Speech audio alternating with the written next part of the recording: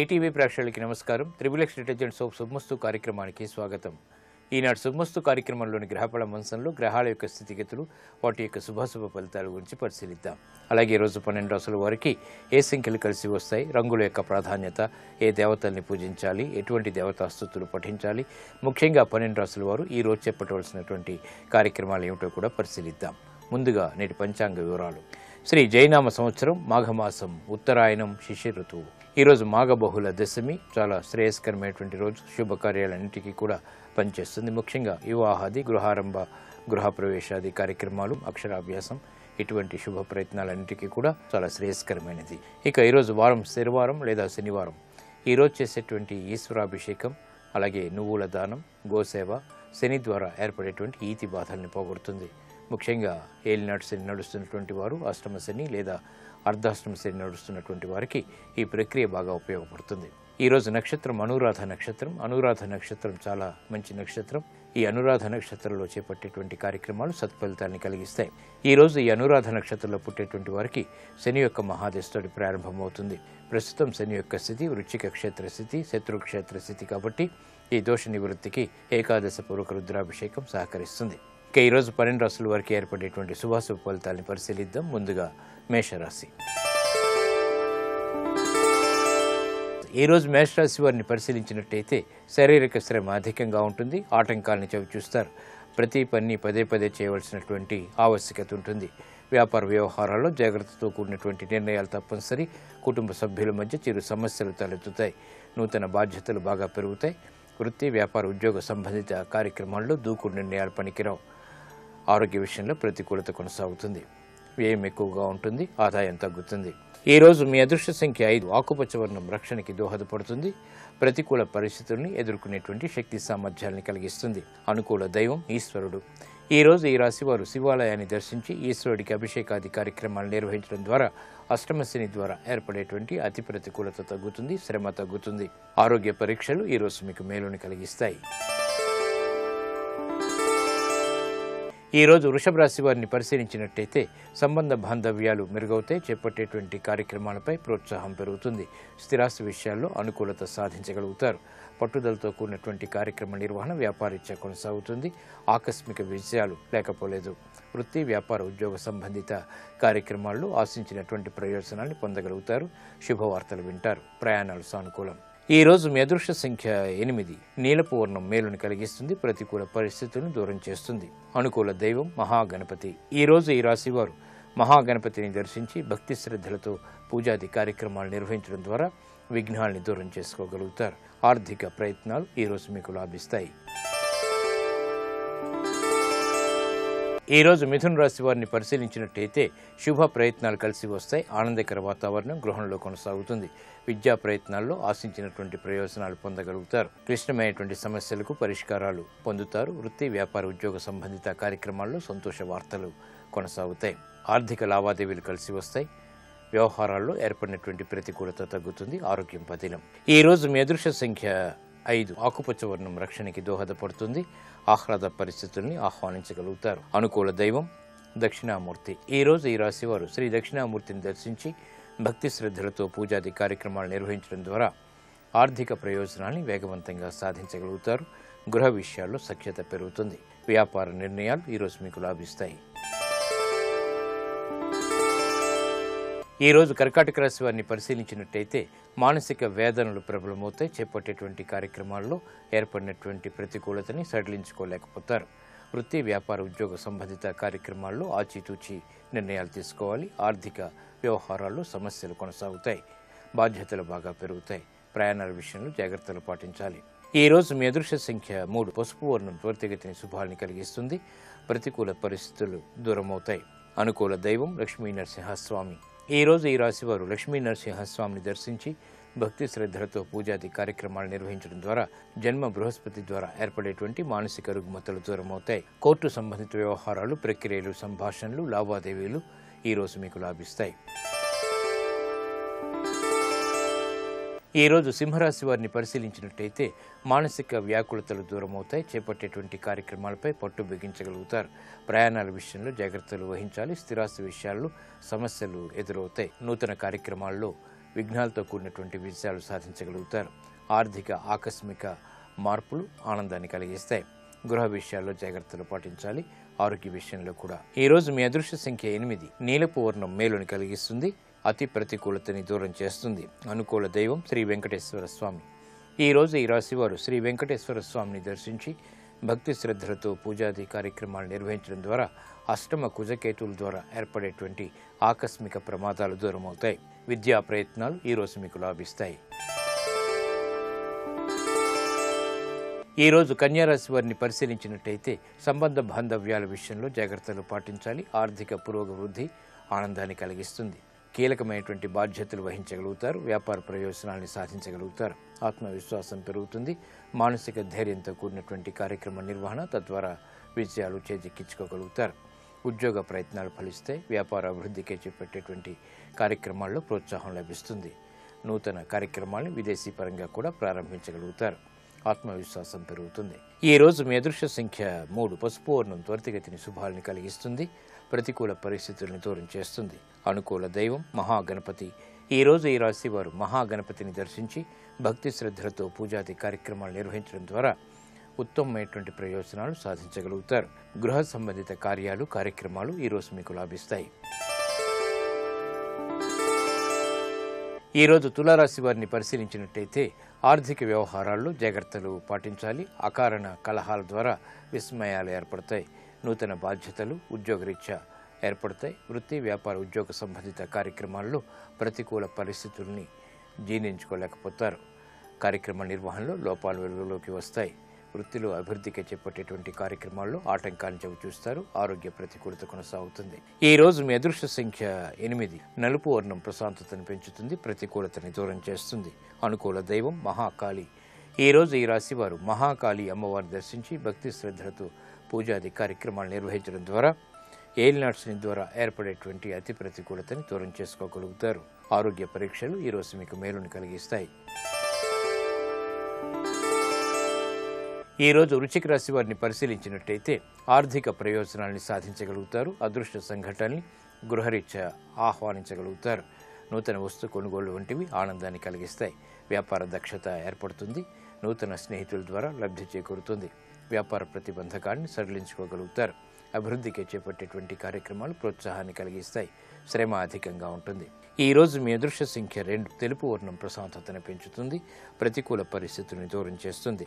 అనుకూల దైవం లక్ష్మీ నరసింహస్వామి.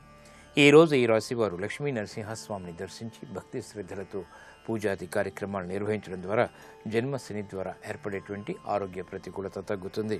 పెట్టుబడులు ఈ రోజు మీకు లాభిస్తాయి. ఈ రోజు ధనుస్సు రాశి వారిని పరిశీలించినట్టయితే విఘ్నాలతో కూడినటువంటి విజయాలు సిద్ధిస్తాయి. మానసిక ధైర్యం పెంపొందింప చేసుకోగలుగుతారు. శత్రువులు విజృంభించినప్పటికీ ఆశించినటువంటి ప్రయోజనాలు పొందగలుగుతారు. కోర్టు సంబంధిత వ్యవహారాల్లో ఏర్పడినటువంటి ఆటంకాలు దూరమవుతాయి. గృహ విషయాల్లో ఆశించినటువంటి ప్రయోజనాలు దగ్గరవుతాయి.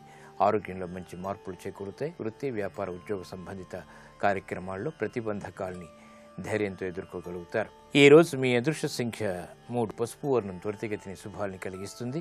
ప్రతికూల పరిస్థితులను దూరం చేస్తుంది. అనుకూల దైవం శ్రీ మహావిష్ణువు. ఈ రోజు ఈ రాశి వారు శ్రీ మహావిష్ణువుని దర్శించి భక్తి శ్రద్ధలతో పూజాది కార్యక్రమాలు నిర్వహించడం ద్వారా అష్టమ బృహస్పతి ద్వారా ఏర్పడేటువంటి అవమానకర సంఘటనలు దూరమవుతాయి. ఆర్థిక నష్టాల్ని భర్తీ చేసుకోగలుగుతారు. రుణ ప్రయత్నాలు ఈ రోజు మీకు అనుకూలిస్తాయి. ఈ రోజు మకర రాశి వారిని పరిశీలించినట్టయితే ఆనందకర వాతావరణం గృహరీత్యా చోటు చేసుకుంటుంది. ఆత్మవిశ్వాసం పెరుగుతుంది. క్లిష్ట సమస్యలకు పరిష్కారాలు పొందగలుగుతారు. సంబంధ బాంధవ్యాలు మెరుగవుతాయి. ఆర్థిక పురోగవృద్ధి గోచరిస్తుంది. ఆటంకాలు లేనటువంటి కార్యక్రమ నిర్వహణ తద్వారా విజయాలు చేతికందుతాయి.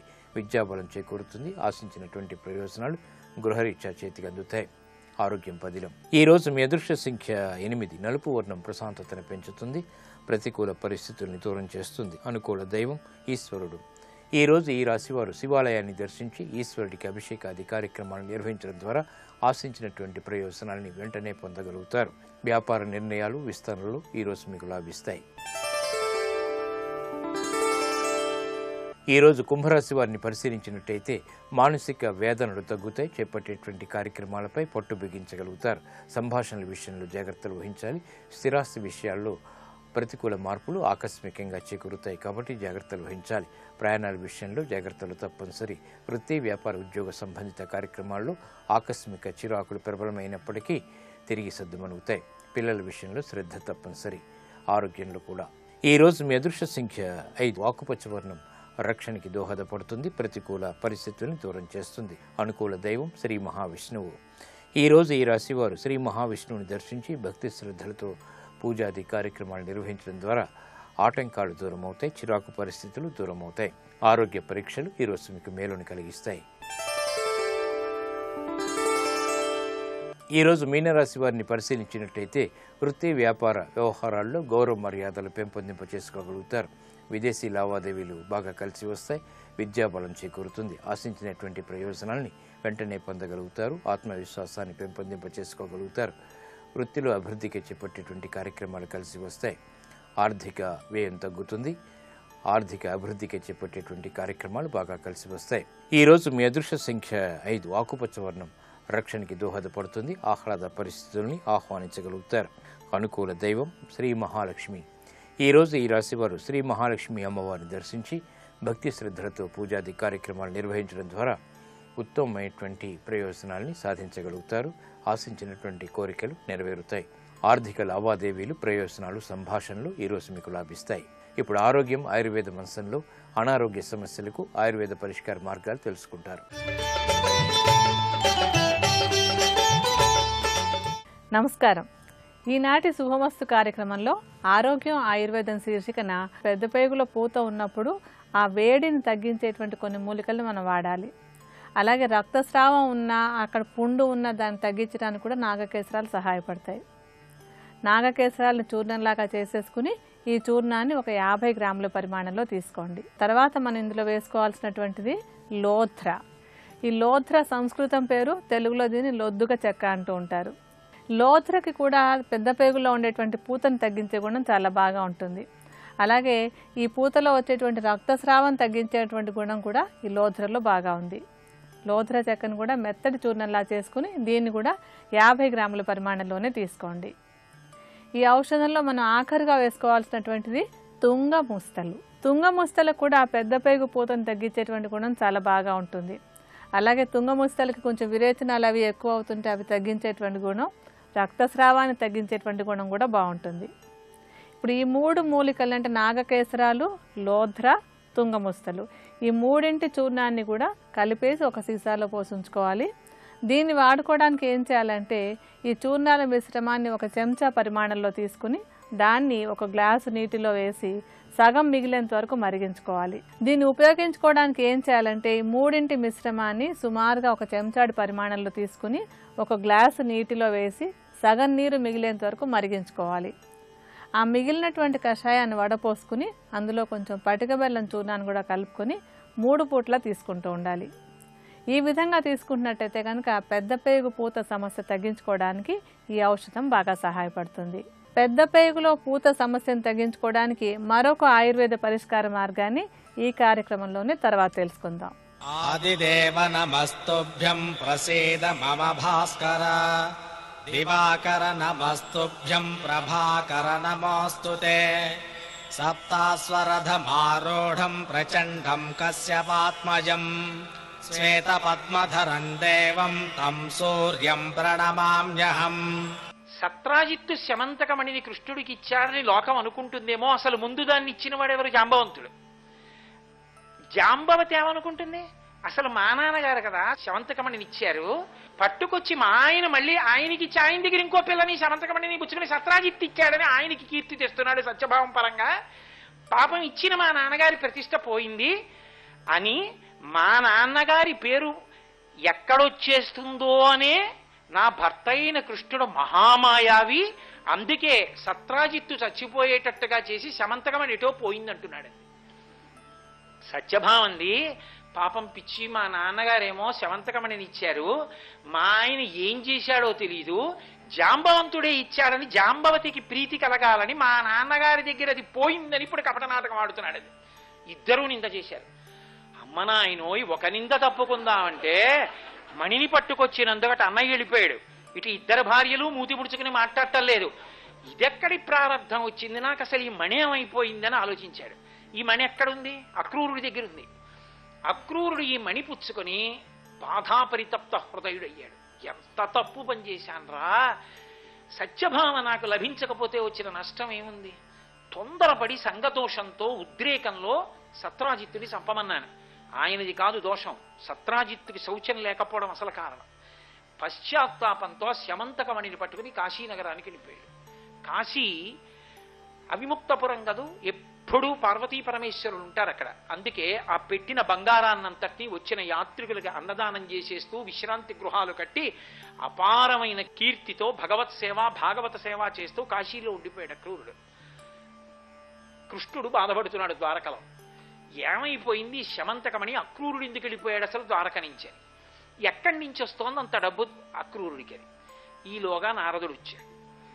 ఓయ్ కృష్ణ, ఇన్ని ఇక్కట్లు ఎందుకు వచ్చాయో తెలుసా? భాద్రపద శుక్ల చవితి నాడు ప్రసేనుడితో వెళ్ళి చంద్రుణ్ణి చూశావు.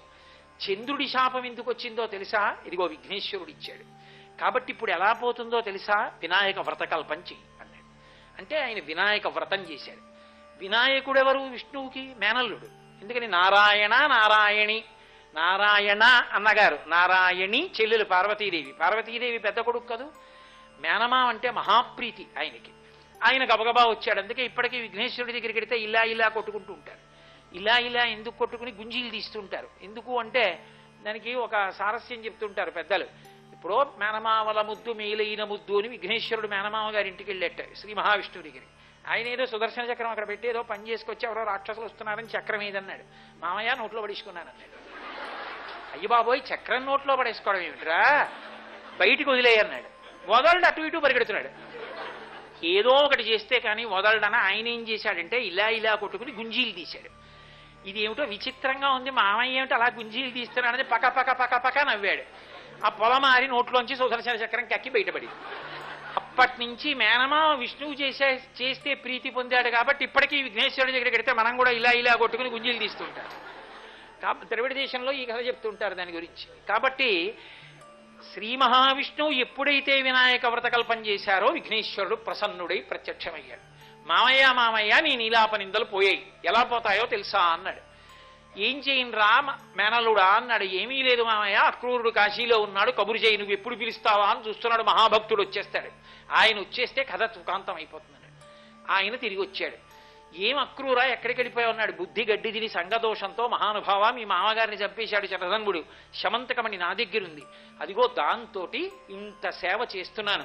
అక్రూరుడికి బాహ్య అంతర శౌచములున్నాయి కాబట్టి ఆయన విషయంలో శమంతకమణి వ్యతిరేక ధోరణితో ఉండదు. కృష్ణుడు అన్నాడు, ఎవ్వరికీ వద్దు, ఆ శమంతకం మహాప్రభు నీ దగ్గరే ఉంచుకుని ద్వారకలో ఉండు. ఆ పెట్టిన డబ్బుతో ప్రజాక్షేమానికి వినియోగించు. రాజుకి వద్దు, నాకు వద్దు, నీ దగ్గరే పెట్టి. ఎందుకో తెలుసా? పైన సూర్యవాక్కుంది. అది ఉండాలి అంటే, సక్రమంగా వినియోగపడాలంటే అంతర్బహిశౌచములు ఉండాలి.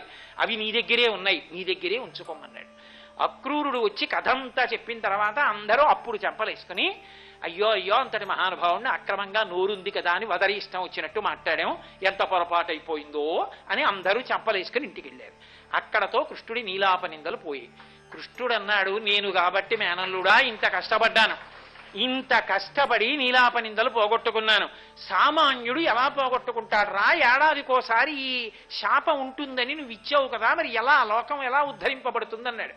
అంటే విఘ్నేశ్వరుడు అన్నాడు, మామయ్య మామయ్య ఈ శమంతకోపాఖ్యానం కథని ఓసారి చెప్పుకుంటే చాలు, అక్షతలు వేసుకుంటే నన్ను చంద్రుణ్ణి చూసినా కూడా నీలాప నిందలు రావు.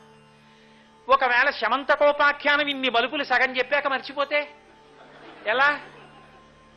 ఎలాగరా? మరి ఇంత కథ ఎలా గుర్తుంటుంది అంటే, మామయ్య కంగారక్కర్లేదు, ఇవంతా చదువుకోలేకపోతే సింహ ప్రసేనమవధీహి సింహో జాంబవతాహత సుకుమార కమారోధీహి తవహ్యేషా శమంతకః, ఈ ఒక్క శ్లోకం చెప్తే చాలు. వినాయక వ్రతకల్పంలో శమంతకోపాఖ్యానం అంతా చెప్పినట్టే. కాబట్టి నీలాప నిందలు రావు అన్నాడు. అప్పుడు అక్రూరుడి దగ్గరికి శమంతకం వెళ్ళిన తరువాత సూర్యుడి యొక్క వాక్కు ఫలించి ఏమైంది?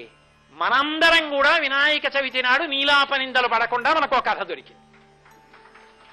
కాబట్టి ఏడాదిలో వచ్చేటటువంటి బహుప్రమాదకరమైనటువంటి నీలాప నిందల నుండి తప్పించుకోవడానికి సావకాశ రూపమైనటువంటి శమంతకోపాఖ్యానం లభించడానికి కారణం ఎక్కడిది అంటే మూలవాక్కు సూర్యనారాయణమూర్తిది. ఈ యథాతథమైన కథ ఎక్కడుంది అంటే విష్ణు పురాణంలో ఉంది. కాబట్టి అంతటి అద్భుతమైన రీతిలో సూర్యనారాయణమూర్తి యొక్క అనుగ్రహం లోకాన్నంతటినీ కూడా అనుగ్రహించింది. ఆయన యొక్క పరాక్రమం, ఆయన యొక్క తేజస్సు, ఆయన యొక్క అనుగ్రహం సాధు పురుషుల యొక్క సంరక్షణము కొరకే కాదు, ధర్మాన్ని నిలబెట్టడానికి ఒక్కొక్క సమయంలో ఒక్కొక్క రీతిలో పరమాద్భుతంగా ప్రవర్తించి. శ్రీరామాయణం జరిగినటువంటి త్రేతాయుగం రోజులలో రామచంద్రమూర్తిగా శ్రీ మహావిష్ణువు ఆవిర్భవించారు. ఆయన తతశ్చ ద్వాదశే మాసే చైత్రే నామమికే తిథౌ నక్షత్రేది తిదైవత్యేసోచ్ఛ సంస్థేషు పంచషు గ్రహేషు కర్కటే లగ్నే వక్పతాం బిందునా సహ ప్రోద్యమాని జగన్నాథం సర్వలోక నమస్కృతం అంటారు. 12 నెలలు కౌసల్యా గర్భవాసం చేసి సర్వలోక జగన్నాథుడైనటువంటి పరమాత్మ నరుడిగా ఆవిర్భవించాడు. ఎందుకు మనుష్యుడిగా రావాలి అంటే రావణాసురుడికి వరం కాదు, తృణభూతహితామన్యే ప్రాణినో మానుషాదయ అన్నాడు. అసలు మనుష్యుల గురించి నేను వరవడగనన్నాడు బ్రహ్మగారితో. అసలు మనుష్యుల వలన చావుండకూడదని అడగను, ఎందుకంటే వాడు తృణంతో సమానం, గడ్డి పరకతో సమానం, వాళ్ళ గురించి అడగడం ఏమిటన్నాడు. కానీ మనుష్యుడు ఎంత గొప్పవాడో లోకానికి నిరూపించడానికి మహానుభావుడు నరుడిగా వచ్చి నరుడిగా రావడం కోసమని కౌసల్యా గర్భవాసం 12 నెలలు చేసి బయటికి వచ్చాడు. వచ్చినటువంటి మహానుభావుడు నరుడిగా ప్రవర్తించినప్పుడు ఆయనకి సహాయపడడానికి, రావణ సంహారం చెయ్యడంలో రాముడికి ఉపకారం చెయ్యడానికి దేవతలందరూ తమ తమ అంశలతో వానరుల్ని సృజించారు. ఎందుకంటే వానరుల పేరు కూడా ఎత్తలేదు. అందుకే అంటారు హనుమ సుందరకాండలో సుగ్రీవో నహిదేవో యమ్నాసురో నచరాక్షస నదానవో నగంధర్వో నయక్షో నచపన్నగ అంటారు. సుగ్రీవుడు కూడా గంధర్వుడు గాడు, యక్షుడు గాడు, పన్నగుడు గాడు. ఆయన వానరుడు, రాముడు నరుడు, వాళ్ళిద్దరూ కలిసి వస్తే రావణ నువ్వు నిలబడవంటారు. కాబట్టి ఇప్పుడు వానరులను సృష్టి చెయ్యాలి. దేవతలందరూ తమ తమ అంశలతో సృష్టి చేశారు. ఒకప్పుడు చతుర్ముఖ బ్రహ్మగారు గొప్ప తపస్సమాధిలో ఉన్నాడు. అంత తపస్సమాధిలో ఉండగా ఆనందభరితమైనటువంటి స్థితిలో ఉండి ఆయన రోమాంచితమై ఉన్నప్పుడు కన్నుల వెంట ఆనంద భాష్పములు పడ్డాయి. మనుష్య సృష్టిలా దేవతా సృష్టి ఉండదు. మీరు బాగా తేడా తెలుసుకోవలసి ఉంటుంది. ఇక్కడ ఈ భూలోకంలోనే అన్ని ప్రాణులు ఒకలా పుట్టవు, 4గా పుడతాయని చెప్తోంది వేదం. జరాయుజములు, అండజములు, స్వేదజములు, ఉద్భుజములు అని 4 రకాలుగా వస్తాయి ప్రాణులు. జరాయుజములు అంటే మావి చేత పుడతాయి కొన్ని, మనం పుట్టినట్టు. అండజములు అంటే గుడ్డు బద్దల కొట్టుకుని గుడ్డు పెంకులోంచి పైకొస్తాయి. అదొక ఆశ్చర్యకరమైనటువంటి విశేషం. ఎందుకంటే ఒక పక్షి గుడ్డుని పొదుగుతున్నటువంటి బొమ్మ గీయగలడేమో కానీ చిత్రకారుడు గుడ్డుని పొదుగుతున్నప్పుడు పక్షి పొందుతున్నటువంటి ఆనందం దాని కన్నులలో అభివ్యక్తమవుతున్న స్థితిని గీయలేడు. పక్షికి ఏం తెలుసు అనుకుంటాం, కానీ అది పెట్టిన గుడ్డు యొక్క పెంకు లోపల ఉన్నటువంటి పిండం అది ఇలా 2 కాళ్ళు పెట్టి మెల్లిగా కదిలి వచ్చి దాని కడుపు గుడ్డుకి తగిలేటట్టుగా గట్టిగా వాలితే గుడ్డు పెంకు పగిలిపోతుందని, గట్టిగా వాలకుండా మృదువుగా దాని పొట్ట గుడ్డుకి తగిలేటట్టుగా వంగితే పొట్ట వేడిని పెంకు గ్రహించి, పెంకు వేడిని లోపల ఉన్న పిండం గ్రహించి పొదగబడి లోపల ఉన్న పిండం పిల్లగా మారుతుంటే దానిలో ఉన్నటువంటి మాతృత్వం తన్నుకొచ్చి ఆ పక్షి ఎంత ఆనందాన్ని పొందుతుందో, నా పిల్ల తయారవుతోంది గుడ్డులోనని.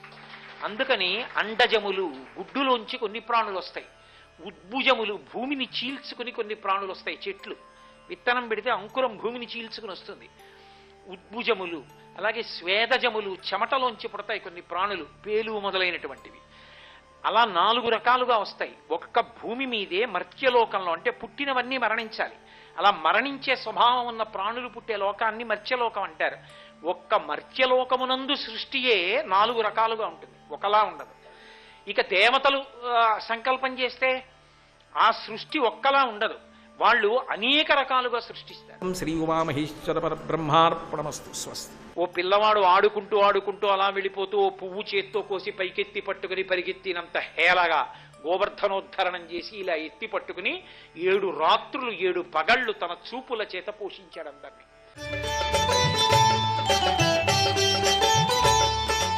పెద్ద పేగులో పూత సమస్యను తగ్గించుకోవడానికి మరొక ఆయుర్వేద పరిష్కార మార్గం గురించి ఇప్పుడు తెలుసుకుందాం. ఈ పెద్ద పేగులో పూత అనేటువంటి సమస్య ఉన్నప్పుడు ఆహారం విషయంలో చాలా శ్రద్ధ తీసుకోవాలి. తీసుకునేటువంటి ఆహారంలో కారంగా ఉండేటువంటి పదార్థాలని పూర్తిగా తగ్గించేసేయాలి. కమ్మగా తీయగా ఉండేటువంటి ఆహారాలు తీసుకోవాలి. పెరుగు మజ్జిగ ఈ రెండింటిని కూడా బాగా ఎక్కువగా వాడాలి. పెరుగు మజ్జిగ రెండు కూడా పేగులకు ఒక టానిక్ లాగా ఉండి పూత తగ్గడానికి బాగా తోడ్పడతాయి. అలాగే తీసుకునేటువంటి ఆహారంలో కొంచెం పీచు పదార్థము పళ్ళు ఎక్కువగా తీసుకుంటూ ఉంటే తొందరగా ఈ పూత తగ్గడానికి అవకాశం ఉంటుంది. ఈ పెద్ద పేగుల్లో పూతను తగ్గించుకోవడానికి మరొక ఆయుర్వేద ఔషధం, దీనికి మనకు ఒక 2 మూలికలు కావాలి. అందులో మొట్టమొదటిది ఏంటంటే మేడి చెక్క. మేడి చెట్టు బెరడుని మనం ఈ ఔషధంగా వాడుకుంటున్నాం. ఈ మేడి బెరడుకి పూతను తగ్గించేటువంటి గుణం చాలా బాగా ఉంటుంది. ఆ పూత ఉన్నప్పుడు అక్కడ ఉండేటువంటి అంటే చుట్టూ ఉండేటువంటి ఇన్ఫ్లమేషన్ అది తగ్గించి తొందరగా పూతను తగ్గించడం, విరేచనాలు తగ్గించడం కూడా ఈ మేడి బెరడు వల్ల మనకి సాధ్యం అవుతుంది. ఈ మేడి బెరడుతో పాటుగా మనం తీసుకోవాల్సినటువంటి ఇంకొక ద్రవ్యం కొడిసెపాల గింజలు. ఈ కొడిసెపాల గింజల్ని సంస్కృతంలో ఆయుర్వేదంలో చెప్పేటప్పుడు కుటజ అంటాం. ఈ కుటజకి పేగులకు ఆరోగ్యంగా ఉంచేటువంటి గుణం చాలా బాగుంటుంది. విరేచనాలు అవుతుంటే తగ్గించటం, రక్తస్రావం అవుతుంటే తగ్గించటం, పేగులు ఆరోగ్యంగా ఉండేలా చేయటం, ఇవన్నీ కూడా ఈ కొడిసెపాల గింజల వల్ల సాధ్యమవుతుంది. కొడిసెపాల గింజల చూర్ణాన్ని కూడా 50 గ్రాముల పరిమాణంలోనే తీసుకోవాలి. ఈ 2 చూర్ణాల మిశ్రమాన్ని కూడా ఒక సీసాలో పోసి ఉంచుకోండి. దీన్ని వాడుకోవడానికి ఏం చేయాలంటే ఇందాకట్లానే ఇది కూడా కషాయంలాగా చేసుకోవాలి. ఒక చెంచాడు చూర్ణాన్ని తీసుకుని దాన్ని ఒక గ్లాసు నీళ్ళల్లో వేసి దాన్ని సగం మిగిలిపోయేంత వరకు మరిగించుకోవాలన్నమాట. అంటే సగం నీరు ఎగిరిపోయి సగం మిగిలేంత వరకు మరిగించాలి. ఆ మిగిలినటువంటి కషాయాన్ని వెచ్చగా ఉండగానే వడపోసుకుని ఇందులో కూడా కొంచెం పటిక బెల్లం చూర్ణాన్ని కలుపుకొని 2 పూట్లా తీసుకుంటున్నట్టయితే పెద్ద పేగు పూత తగ్గడానికి ఈ ఔషధం కూడా బాగా సహాయపడుతుంది. ఆరోగ్యవంతమైన జీవన విధానానికి ఆయుర్వేదంలో చెప్పినటువంటి కొన్ని ప్రత్యేక అంశాల గురించి రేపటి శుభమస్తులో తెలుసుకుందాం.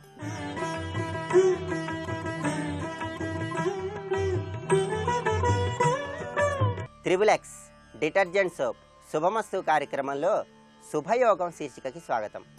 ఈ శీర్షికన ఐశ్వర్య వృద్ధికి, ధన ప్రాప్తికి ఎటువంటి విధి విధానాలను అనుసరించాలో పరిశీలిద్దాం. లక్ష్మీదేవి యొక్క అనుగ్రహాన్ని సులభంగా పొందటానికి, కార్యసిద్ధికి ఏ నెలలోనైనా సరే శుక్లపక్షంలో వచ్చే మొదటి బుధవారం నాడు గణపతిని గరికతో పూజించి బెల్లం ముక్కను నివేదన చేయాలి. అలా గణపతిని గరికతో పూజించిన తర్వాత 9 గరిక పోచలను తీసుకొని ఆ 9 గరిక పోచలను ఒక వస్త్రంలో చుట్టి మీ దగ్గర ఉంచుకొని బయటికి వెళ్ళినట్లయితే కార్యసిద్ధి చాలా సులభంగా ఏర్పడుతుంది. అందువల్ల బుధవారం నాడు గణపతిని గరికతో పూజించి గణపతి పూజకు ఉపయోగించినటువంటి 9 గరిక పోచలను ఒక వస్త్రంలో చుట్టి మీ దగ్గర పెట్టుకోండి. కార్యసిద్ధిని పెంపొందింపజేసుకోండి. అలాగే ఏ నెలలోనైనా ఆదివారం నాడు కానీ గురువారం నాడు కానీ 21 గవ్వలను తీసుకొని ఆ 21 గవ్వలకు పసుపు రాసి ఒక పసుపు రంగు వస్త్రంలో చుట్టి పూజా మందిరంలో లక్ష్మీదేవి చిత్రపటం పక్కనే ఉంచటం ద్వారా కూడా గృహంలో ధనాన్ని స్థిరంగా ఏర్పాటు చేసుకోవటానికి, లక్ష్మీదేవి యొక్క అనుగ్రహాన్ని సులభంగా పొందటానికి ఆస్కారం ఎంతగానో ఉంది. అలాగే ధనప్రాప్తికి ప్రతిరోజు తులసి కోట దగ్గర ఆవు నెయ్యితో దీపం వెలిగించి తులసి చెట్టు మొదట్లో శంఖంలో ఉంచినటువంటి నీటిని పోసి తులసి అమ్మవారికి ధూపం వేయటం ద్వారా కూడా లక్ష్మీదేవి యొక్క అనుగ్రహాన్ని చాలా సులభంగా పొందవచ్చు.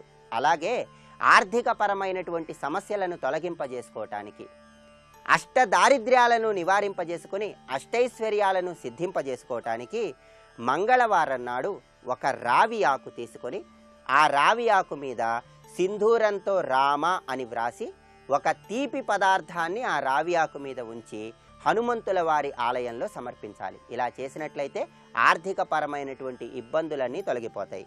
అలాగే శనివారం నాడు ప్రారంభించి వరుసగా 7 శనివారాల పాటు సంధ్యా సమయంలో గృహం యొక్క ప్రవేశ ద్వారం దగ్గర నువ్వుల నూనెతో దీపాన్ని ఉంచినట్లయితే దారిద్ర్య బాధలను నివారింపజేసుకొని లక్ష్మీ కటాక్ష సిద్ధిని పొందవచ్చు.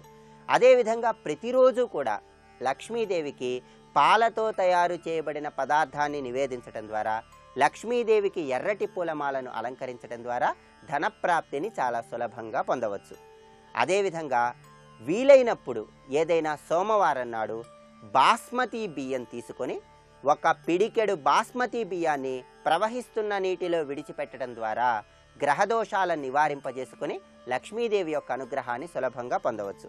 అలాగే ప్రతి శుక్రవారం నాడు నవగ్రహ ఆలయానికి వెళ్ళి నవగ్రహ ఆలయంలో శుక్రగ్రహం దగ్గర పటిక బెల్లము, కర్పూరము, 2 యాలక్కాయలు ఉంచటం ద్వారా జాతక చక్రంలో ఉన్న దోషాలను తొలగింపజేసుకొని లక్ష్మీదేవి యొక్క అనుగ్రహాన్ని సులభంగా పొందవచ్చు. అలాగే లక్ష్మీదేవికి పంచహారత అంటే ఎంతో ప్రీతిపాత్రం.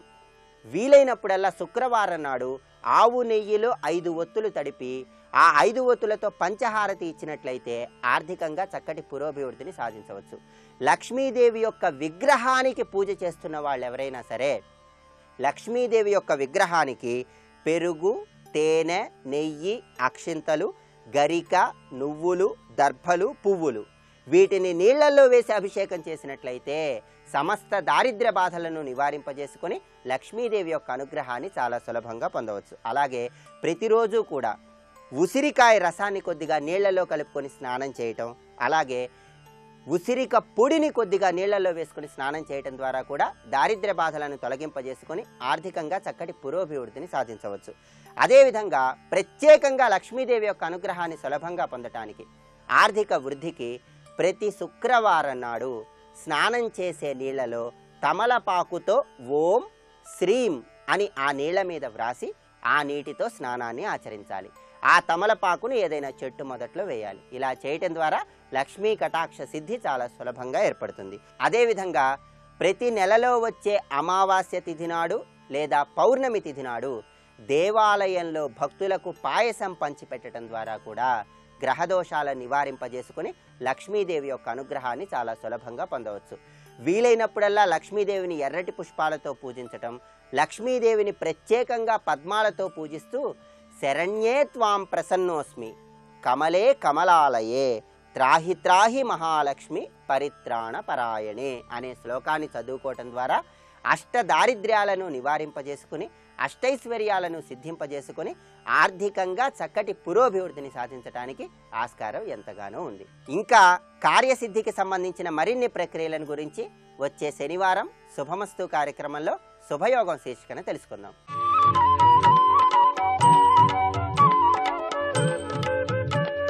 ఈటీవీ ప్రేక్షకుల నమస్కారం. XXX డిటర్జెంట్ సోప్ శుభమస్తు కార్యక్రమంలో నక్షత్ర యోగము అదృష్ట సిద్ధి ఈ అంశంలో జ్యేష్ఠ నక్షత్రం 4వ పాదంలో జన్మించిన వారి స్వభావము, వారి లక్షణాలు, భవిష్యత్తు గురించి పరిశీలన చేద్దాం. సత్కీర్తికాంతి విభుత సమేతో విత్తాన్వితోత్యంతల సత్ప్రతాపః శ్రేష్ఠ ప్రతిష్ఠో వదత వరిష్ఠో జ్యేష్ఠోద్భవస్యాత్ పురుషో విశేషాత్. సత్కీర్తికాంతి విభుత సమేత 4వ పాదము మీనానికి సంబంధించినటువంటి పాదము. దేవగురువైనటువంటి బృహస్పతి ఈ పాదానికి అధిపతి, నక్షత్రానికి దేవరాజు అధిపతిగా ఉన్నారు. అంటే ఇంద్రుడు. అసలు దేవతలంటేనే గొప్పవారు. ఆ దేవతలకి మరొక ప్రభువు, ఆ ప్రభువు మరింత శ్రేష్ఠుడు.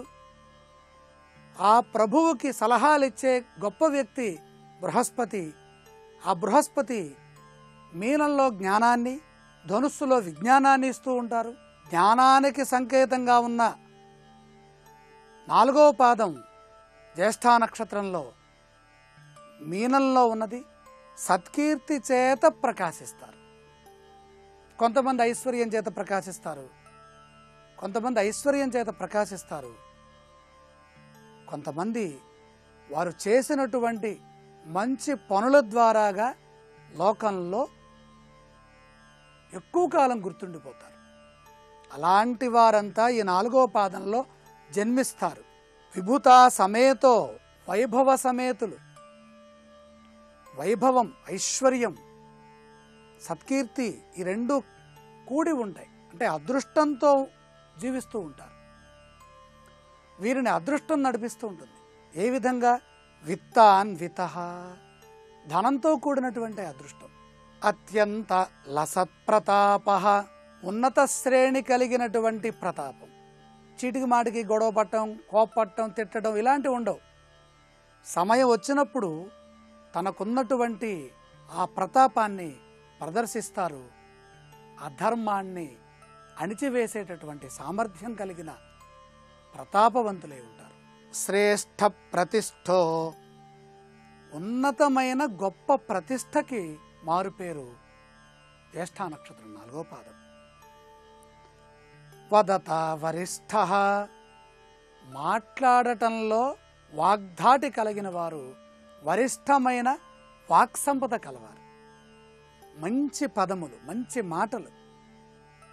మంచి మాటలు అంటే దేవతా సంబంధమైనటువంటి స్తుతిని కీర్తించడంలో గొప్పవారు, స్తోత్రములు చేయటంలో సామర్థ్యం కలిగిన వారు, ఎటువంటి స్తోత్రాన్నైనా గుర్తుపెట్టుకోగలిగినటువంటి నైపుణ్యం ఉంటుంది, వేదం చదవగలిగినటువంటి, వేదాన్ని అర్థం చేసుకోగలిగినటువంటి విజ్ఞత ఉంటుంది. వరిష్ఠ, వరిష్టమైనటువంటి వదత, పలుకులు పలుకుతారు. విశేషమైన శుభలక్షణాలు చక్కగా ఉన్నాయి. చతుర్థ పాదస్య గురుః మీనాంశః, ధర్మగ్రాహి శాస్త్రవాన్ దేవపూజారతః విఖ్యాతవాన్ బహు శుభయోగవాన్. ఇక్కడ భోగవాన్ అనే శబ్దం లేదు, శుభయోగవాన్. ప్రతి దాంట్లో శుభాన్ని చూడటం, శుభ దృక్కు కోణం, శుభదృష్టి, ప్రతి అంశంలో శుభదృష్టి, ప్రతి వ్యక్తిలో మంచి 4వ పాదంలో జన్మించడం ద్వారాగా సిద్ధిస్తున్నాయి. శాస్త్రవాన్, శాస్త్రవేత్తలుగా వెలుగొందుతారు. ధర్మగ్రాహి, ధర్మాన్ని గ్రహిస్తారు.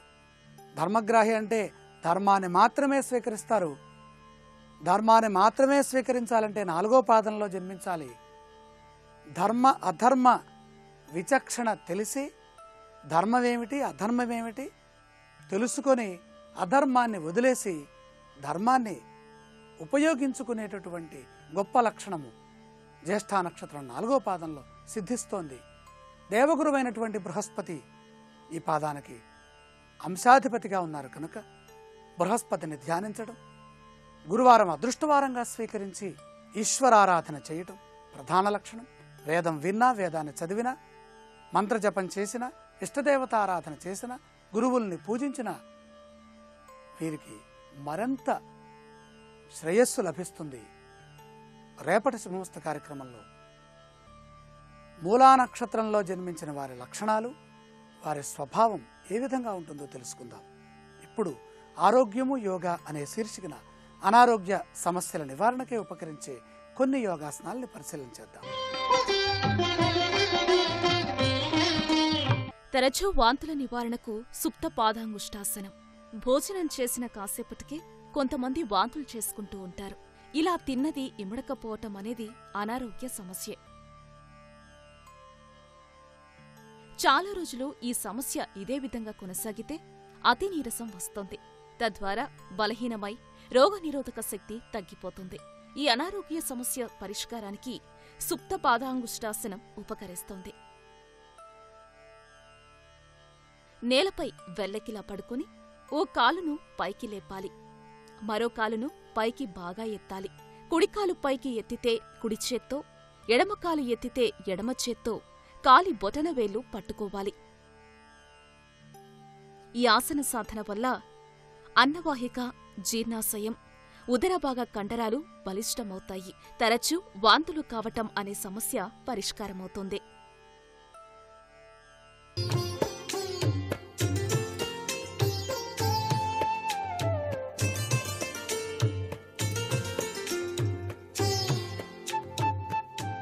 ట్రిపుల్ ఎక్స్ డిటర్జెంట్ సోప్ శుభమస్తు కార్యక్రమంలో గృహబలం అంశానికి స్వాగతం. మానవ జీవితంలో వాస్తుశాస్త్ర ప్రభావం అత్యధికంగానే పనిచేస్తున్నప్పటికీ ప్రతి వ్యక్తి జీవితంలోనూ గ్రహాల యొక్క ప్రభావం తప్పనిసరిగా ఉంటుంది. దీనికి తోడుగా దైవచింతన గనక బాగా తోడైతే, వాస్తు కూడా బాగా ఉంటే ఆ వ్యక్తి జీవితంలో ఎప్పుడూ కూడా అదృష్టమే. అయితే గ్రహచార గతులు బాగాలేక దైవచింతన కూడా తగ్గి పీడిస్తున్నప్పుడు, వాస్తుశాస్త్రరీత్యా కూడా దోషం గనక ఉన్నట్లయితే ఆ వ్యక్తి జీవితం ఎప్పుడూ నరకప్రాయంగానే ఉంటుంది. అందుచేత మానవ జీవితంలో ఈ యొక్క త్రిరత్న తత్వం అంటే గ్రహచార గతి, దైవచింతన, వాస్తు, ఈ మూడు కూడా ఎప్పుడు సక్రమంగా ఉండేటట్టుగా నడుచుకోవాలి. ఇది ఏ విధంగా నడుచుకోవాలి అంటే ఆ వ్యక్తి జీవితంలోని గ్రహచార గతుల యొక్క ప్రభావాన్ని అంచనా వేసుకోవటం, దానికి సంబంధించిన పూజాది కార్యక్రమాలు నిర్వహించడంతో పాటుగా నిత్యం దైవ బలాన్ని పెంపొందించుకోవడానికి వీలుగా దైవోపాసనా శక్తి, గురూపదేశం పొంది చక్కగా నిష్టగా పూజలు చేసుకోవటం. ఇది గనక ఎక్కడైతే ఉంటుందో, ఏ వ్యక్తి జీవితంలో అయితే ఉంటాయో అప్పుడు దురదృష్టం అనేటువంటిది దరి చేరదు. ఆ వ్యక్తికి కష్టాలు వచ్చినప్పటికీ కూడా అవి త్వరగానే శాంతింప చేసుకోవడానికి ఆస్కారాలు అధికంగా ఉంటాయి. అందుకనే గృహంలో కూడాను ఎల్లవేళలా కూడాను ఏదో ఒక దైవనామస్మరణ వినిపించేటట్టుగా ఉండాలి. ఏ గృహంలో నిత్యం కూడా దైవనామస్మరణ వినిపించేటట్టుగా ఉంటుందో ఆ ఇంట్లో ఉన్నటువంటి వ్యక్తులు శాంతియుతమైనటువంటి ప్రభావాలతో జీవితాన్ని గడపడానికి ఆస్కారం అత్యధికంగా ఉంటుంది సుమా. ఆ ఇంట్లోకి ప్రవేశించగానే తెలియని ఆనందం కూడాను కలిగి తీరుతుంది. ఇక వాస్తుశాస్త్రరీత్యా లక్ష్మీదేవి యొక్క అనుగ్రహ కటాక్ష వీక్షణాలు సంపాదించడానికి అష్టలక్ష్మీ యంత్రం అని చెప్పేసి ఉన్నది. ఆ అష్టలక్ష్మీ యంత్రాన్ని గనక ప్రతిష్ఠించి నిత్యం కూడా పూజించడం వల్ల తప్పనిసరిగా మంచి యోగవంతమైనటువంటి అదృష్టకరమైన జీవితాన్ని సాగించడానికి కూడా ఆస్కారం ఉంటుంది. పూజా మందిరంలో ఉంచేటువంటి పవిత్ర వస్తువుల విషయంలో కూడా వాస్తు సహకరిస్తుంది. దక్షిణావర్త శంఖం, ఏకాక్షి నారికేళం, కస్తూరికాయ, గోమతి చక్రాలు ఇవన్నీ కూడాను విశిష్టవంతమైనటువంటి అదృష్టకరమైనటువంటి ప్రభావాన్ని కలిగిస్తాయి. భగవంతునికి సమర్పించేటువంటి గంధం సానా చెక్క తప్పనిసరిగా ఉండాలి ప్రతి ఇంట్లో కూడా. ఆ సాన మీద నీళ్లు పోసి భగవద్ధ్యానం చేస్తూ ఆ యొక్క గంధపు చెక్కతో చక్కగా రుద్ది ఆ గంధాన్ని ఒక వెండి గిన్నెలో తీసి స్వామివారికి కనుక సమర్పిస్తూ ఉంటే ఎంత మానసిక ఆనందమో, అనిర్వచనీయమైన ఆనందం కలుగుతుంది కదా. మరి పూజలో పుష్పాలు కోసుకునేందుకు చక్కటి బుట్ట, అది చాలా పవిత్రవంతంగా ఉండేటట్టుగా, అలాగే పూజలో నిత్యం ఉపయోగించేటువంటి మీ యొక్క మంత్రమాల, ప్రత్యేకంగా జపమాలను నిష్టగా ఒకచోట పెట్టడం, మీరు నిత్యం ధరించేటువంటి మాలలన్నీ కూడా మీరు వేసుకున్నప్పటికీ ఈ యొక్క జపమాలను మాత్రం మెడలో వేసుకొని జపానికి ఉపయోగించుకోకూడదు అనేటువంటి విశిష్టవంతమైనటువంటి విషయాన్ని కూడా వాస్తుశాస్త్రరీత్యా తెలుసుకోవాలి. పూజా మందిరంలో ఎప్పుడూ కూడాను చీపిరితో చిమ్మకుండా మెత్తటి గుడ్డతో ఆ ప్రాంతానంతా పరిశుభ్రం చేసేటువంటి సాంప్రదాయం అలవాటు చేసుకోవాలి. అలాగే మీరు నిత్యం కూడాను పూజ చేసేందుకు ఉపయోగించేటువంటి ఆసనం దర్భాసనం చాలా విశిష్టవంతమైన ప్రభావాన్ని కలిగింపచేస్తుంది. దర్భాసనం మీద చక్కగా కూర్చొని జపతపాదులు కనుక నిర్వహించినట్లయితే సర్వే సర్వత్రా గృహానికి కూడాను అతీంద్రమైనటువంటి విశిష్టవంతమైనటువంటి శక్తియుక్తులు వస్తాయి. జీవితంలో అందరూ సుఖంగా గడపడానికి దైవ చింతనతో కూడినటువంటి గృహ వాతావరణమే సర్వ విధాల శ్రేయోదాయకం.